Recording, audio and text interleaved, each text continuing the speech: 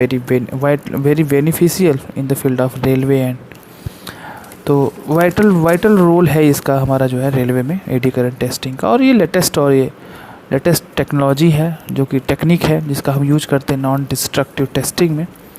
And AD current testing is comes under in the last unit, that is the unit number 5th, and it is very important for the semester point of view.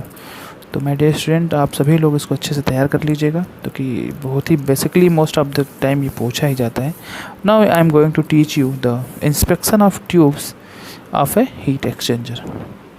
What is inspection of tubes of a heat exchanger? Heat exchanger का कैसे हम इस heat exchanger में जो tube लगे रहते हैं उसका हम लोग कैसे इंस्पेक्शन करते हैं वो हम लोग अभी पढ़ेंगे कि उसमें क्या होता है। तो फर्स्ट ऑफ ऑल इसमें हम देखेंगे कि for inspecting tubes a differential probes mean transducer is required to feed into the tubes of heat exchanger.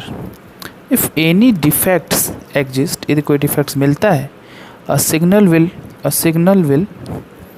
seen on the impedance plane as a one coil of differential transducer will be an flood area and another coil will passes over the damage. If surface of the tube is corroded, then depth or corrosion is indicated by a shift in the phase lag which describe the extent of corrosion.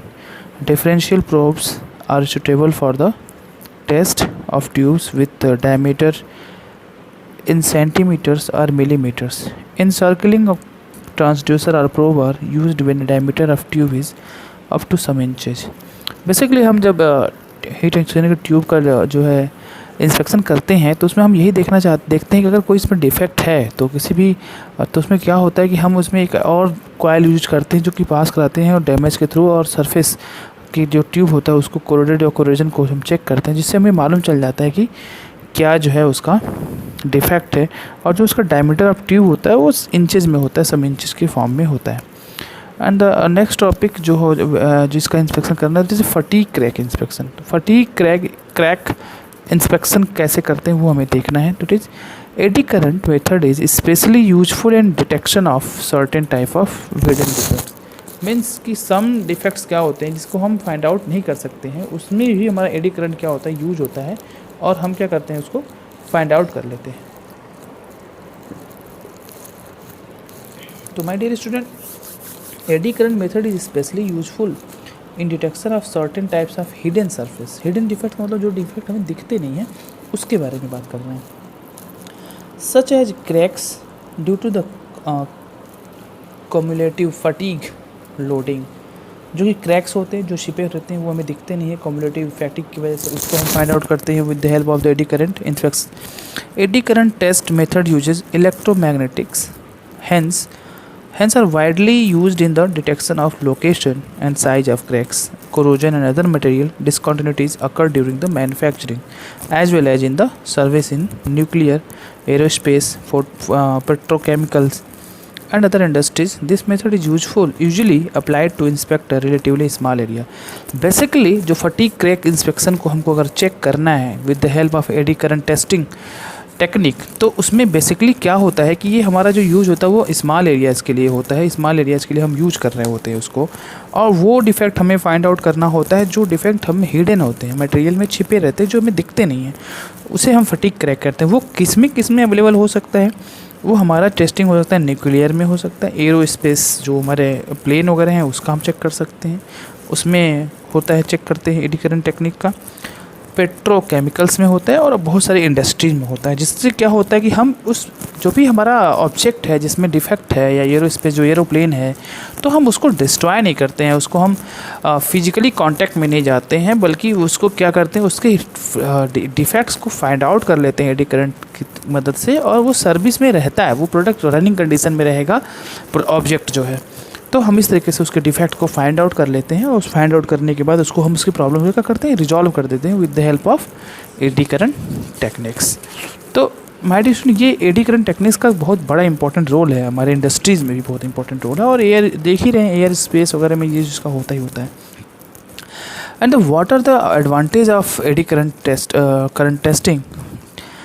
Actually क्या होता है, जो question आते हैं उसमें कुछ इस तरीके से आता है कि what do you understand by eddy current testing and what is the principle and working of eddy current testing and what is the advantage and disadvantage. Sometimes ऐसे भी क्वेश्चन आते हैं जो बहुत ईजी होते हैं। तो we have study about the advantage of eddy current testing. तो what are the advantage such as, first one is sensitive to surface and subsurface defects. Already we had discussed in the previous video कि हम जब है AD current testing का use क्या करते हैं, surface defects और सब सरफेस डिफेक्ट दोनों को चेक करने के लिए करते हैं। देखिए नेक्स्ट पॉइंट हो जिसका एडवांटेज है पोर्टेबिलिटी ऑफ टेस्ट इक्विपमेंट। जो हमारा इक्विपमेंट जिससे हम टेस्ट करते हैं, डिफेक्ट्स को फाइंड आउट करते हैं, हिडन जो डिफेक्ट्स है उसको हम फाइंड आउट करते हैं, तो वो हमारा जो इक्विपमेंट होता है वो पोर्टेबल होता है, उसको हम पोर्ट कर सकते हैं, पोर्टेबिलिटी होती है। नेक्स्ट है it can measure conductivity accurately. जो भी मटेरियल यूज करेंगे उस मटेरियल, हर एक मटेरियल की कोई ना कोई कंडक्टिविटी होती है, थर्मल कंडक्टिविटी होती है। तो कंडक्टिविटी जो भी होगी उसको हम इजीली क्या करेंगे और एक्यूरेटली मेजर कर लेंगे। Next it can inspect complex shape and size material. Basically ये इजी है, इससे हम बहुत ही कॉम्प्लिकेटेड शेप या बहुत कॉम्प्लिकेटेड साइज ऑफ मटेरियल को भी टेस्टिंग कर सकते हैं। It is very useful. It is very vital use in the field of the complex shape and size material.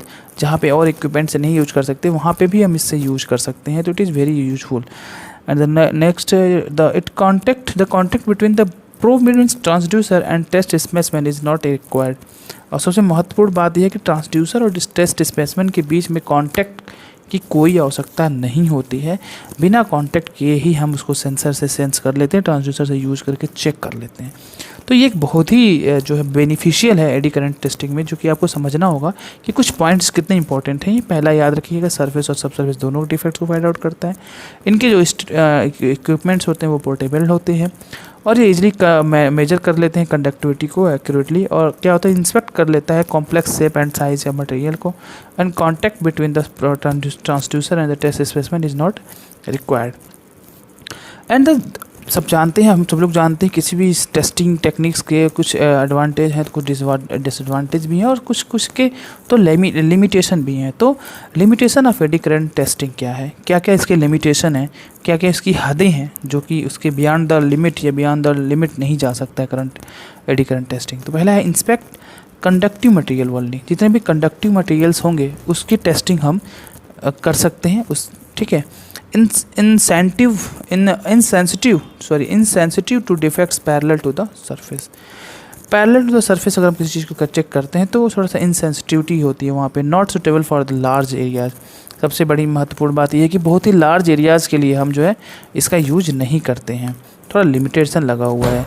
Limited depth of penetration, एक लिमिटेड डेप्थ होगा जिसको हमको पेनिट्रेट करना रहता है, एक लिमिटेड डेप्थ तक ही हम उसको पेनिट्रेट करते हैं, जिसका हमको साइज या लिमिट गिवन रहेगा मटेरियल का। Skilled personals are required to perform the inspection. मतलब जो हमारा ऑपरेटर होगा जो हमारे एडी करंट टेस्टिंग को परफॉर्म करेगा वो हमारा वेल एजुकेटेड होना चाहिए, वो स्किल्ड होना चाहिए, मतलब उसको पता होनी चाहिए सारी चीज़ें। ऐसा ना हो कि उसे चीज़ें पता ना हो और वो उसको हम ला के रखते हैं और वो उससे चीज़ें डैमेज भी हो सकती हैं, वो हार्मफुल भी हो सकता है हमारे लिए। तो ऑपरेटर जो हमारे लिए होगा वो हमारे लिए ऑपरेटर क्या होना चाहिए, स्किल्ड होना चाहिए, ठीक है। तो these are the advantage and limitation. Now what are the application where it is used. Basically we have to know ना कि एडी करंट टेस्टिंग हमने पढ़ा तो ये बेसिकली टेक्निक्स यूज कहाँ होगा। तो this is the application of the eddy current techniques. तो what are the application. First one is the detection of cracks of any discontinuity. किसी प्रकार की भी डिसकंटिन्यूटी ऑब्जेक्ट में होती है या फिर मटेरियल में डिसकंटिन्यूटी है तो हम उसके क्रैक्स को आइडेंटिफाई कर लेंगे with the help of this technique. दूसरा है dimensional measurement of materials. Dimensional measurement of material easily कर लेंगे। कंडक्टिविटी मेजरमेंट कर सकते हैं, कंडक्टिव कोटिंग थिकनेस मेजरमेंट कर सकते हैं। इंस्पेक्शन ऑफ रेलवे कंपोनेंट, जैसा कि मैंने प्रीवियस लेक्चर में डिस्कस किया है कि very useful in the vital role of the eddy current in the field of the railway. Inspection of railway components कर सकते हैं। Inspection of tubes of heat exchanger boiler, अभी जस्ट मैंने पढ़ा कि हम हीट एक्सचेंजर के ट्यूब का भी इंस्पेक्शन कर सकते हैं। Testing of casted welded and forged rolled and round products. So these are the application widely basically eddy current technique testing techniques is basically used in these types of this field और for the this purpose to find out the cracks and dimensional accurate measurement and conductive measurement and conductive coating thickness, ये सारी चीज़ें हम यहाँ से देख पाते हैं। तो these are the application of the eddy current technique. And moving to the next topic, that is the probes. That is probe is addressed as a transducer. What is the probe? Eddy current probes or transducer are often classified according to the mode of the operation and basic configuration of the test coil. जो भी हमारा probes या transducer use किए